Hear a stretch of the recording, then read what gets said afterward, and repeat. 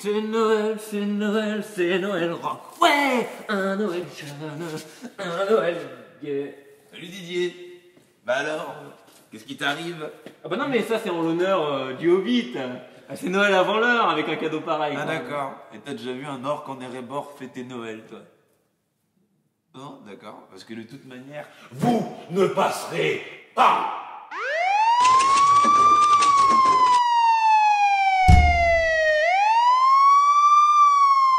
Vous êtes magnifique, mais vous êtes aussi la dernière excursion de Peter Jackson dans l'univers de Tolkien. Fini les nains, les elfes, les dragons, les hobbits. Ça fait quelque chose quand même.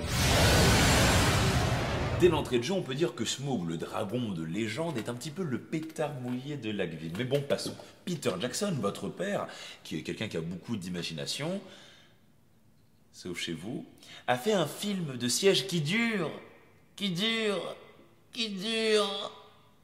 Mon Dieu que c'est dur. Vous ne leur avez apporté que la ruine et la mort. Certains avaient reproché aux deux premiers Hobbits, vos frères aînés, d'être un peu longs. Mais c'était important de développer les personnages pour que chez vous, on vibre aux côtés de Bilbo, Thorin, Balin et c'est quoi le nom des autres nains déjà? C'était la dernière étape d'un vaste plan. Un plan longuement mûri. Hollywood a son précieux. Un livre, une trilogie, c'est une véritable quête que Hollywood mène en ce moment pour reprendre la légende du Seigneur des Anneaux. C'est vrai que 3 films à partir d'un livre, ça fait beaucoup. Mais votre père a fait des ajouts pertinents. Notamment le personnage de Toriel. Vous imaginez, vous, le Hobbit sans Evangeline Lilly? Parce que moi non.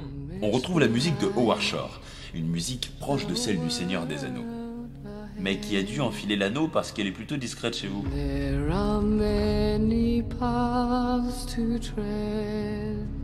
La mise en scène reste épique, dommage qu'elle soit bourrée d'incohérences. Les manches-terres qu'on aurait voulu voir 60 ans plus tard, par exemple, le champ de bataille rempli de morts avec toujours autant de combattants qui se battent quand même, et surtout des boucs qui apparaissent de nulle part. Encore un coup de Mitrandir, hein.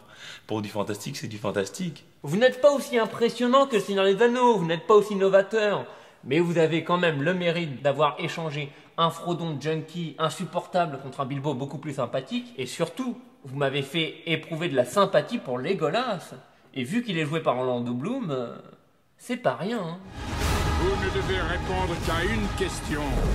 Comment ce jour finira-t-il? J'ai composé une chanson en votre honneur. Vous la transmettrez à votre papa. Il y a de cela de longues années, le Preux Jackson s'en est retourné vers les contrées où il sait nous faire rêver pour à nouveau nous émerveiller. Il a tenté, il a échoué, chantons la mort du guerrier. Le petit nouveau devrait savoir la fermer, respecter l'expérience de ses aînés. Vas-y, je t'attends, tu me fais pas peur, vieux pépé. Viens si tu l'oses, viens prendre ta raclée. Brisons-la toutes ces villes pesées. N'empêche qu'en fait, oui, je me suis bien fait chier. Ça, c'est mal comme musique en fait. Ouais, ça va. C'est Noël.